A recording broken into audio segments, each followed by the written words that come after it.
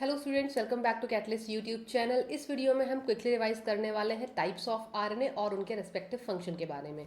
काफ़ी सारे क्वेश्चंस आपके इस टॉपिक से पूछे जाते हैं। जो क्वेश्चंस आते हैं उसमें जनरली आपको टेबल दी जाती है और टेबल के एक कॉलम में आपको टाइप्स ऑफ आरएनए दिए होते हैं, टेबल के दूसरे कॉलम में आपको उनके रेस्पेक्टिव फंक्शन दिए होते हैं और आपको मैच करना होता है कि एग्जैक्टली किस टाइप के आरएनए का फंक्शन क्या है। तो इस टेबल को रिवाइज करेंगे और देखेंगे कि कितने टाइप्स के आरएनए हैं और उनका फंक्शन क्या होता है। तो फर्स्ट देखिए, कॉलम में आपको टाइप ऑफ आरएनए दिया है, दूसरे कॉलम में आपको फंक्शन दिया है। तो सबसे पहले टाइपोलॉजी आपको दी है, ये एम आरएनए की है और इसको हम क्या बोलते हैं, messenger RNA. Messenger RNA basically सबसे इंपॉर्टेंट रोल प्ले करता है, ये टेम्पलेट की तरीके से काम करता है और ये प्रोटीन कोडिंग की प्रोसेस में डायरेक्टली इन्वॉल्व होता है। अगर हम बात करें आर आरएनए की, जिसको हम राइबोसोमल आरएनए भी बोलते हैं, तो ये बेसिकली पार्ट होता है राइबोसोम का। So it forms a basic structure of ribosome and it catalyse a protein synthesis. तो आर आरएनए आपको पता है, राइबोसोम एक मशीनरी की तरीके से काम करता है प्रोटीन सिंथेसिस के लिए, और उसकी असेंबली को कंप्लीट करने की जो रिस्पॉन्सिबिलिटी होती है वो राइबोसोमल आरएनए की होती है। जो थर्ड कैटेगरी आपको दी गई है टी आरएनए की है, ये अडॉप्टर की तरीके से काम करता है एम आरएनए और अमीनो एसिड्स के बीच में।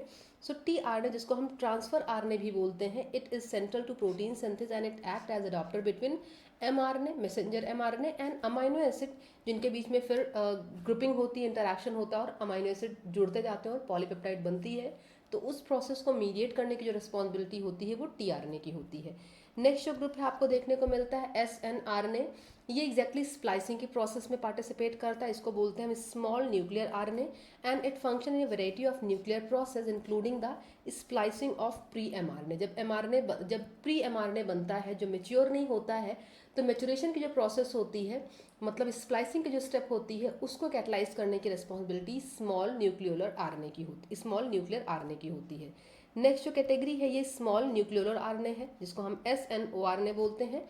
It helps in process and chemically modify the RNA. तो जो आरएनएज है उनमें कुछ केमिकल मॉडिफिकेशन की जो रिस्पॉन्सिबिलिटी होती है वो स्मॉल न्यूक्लियोलर आरएनए की होती है। देखिए दो है, एसएनआरएनए जो स्प्लाइसिंग की प्रोसेस में इन्वॉल्व होता है, और एसएनओ आरएनए जो है ये आपका आरआरएनए की मॉडिफिकेशन में इन्वॉल्व होता है। नेक्स्ट तो आएंगे, इन पे काफ़ी क्वेश्चंस आपके एग्जाम में पूछे गए हैं। पहला M I R N A है और दूसरा S I R N A. M I R N A, जिसको हम बोलते हैं माइक्रो आर एन ए, ये क्या करता है, regulate gene expression by blocking translation of specific mRNA, कि कुछ एमआरएनए का जो ट्रांसलेशन उसको ये ब्लॉक कर देता है और इससे कि जीन एक्सप्रेशन रुक जाता है एंड कॉजेज देयर डिग्रेडेशन, और इसका डिग्रेडेशन भी कॉज करता है।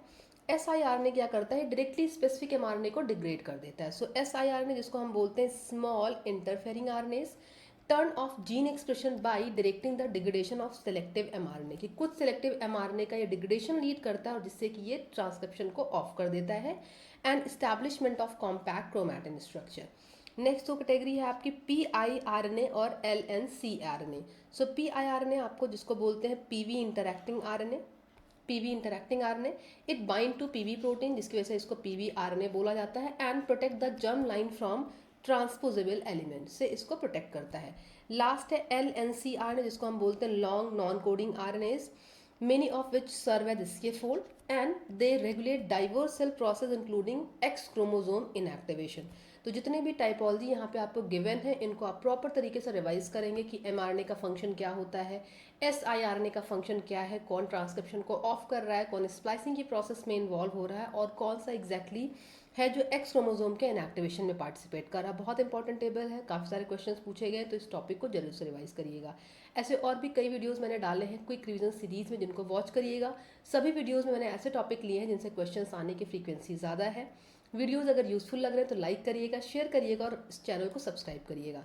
Thanks for watching this video.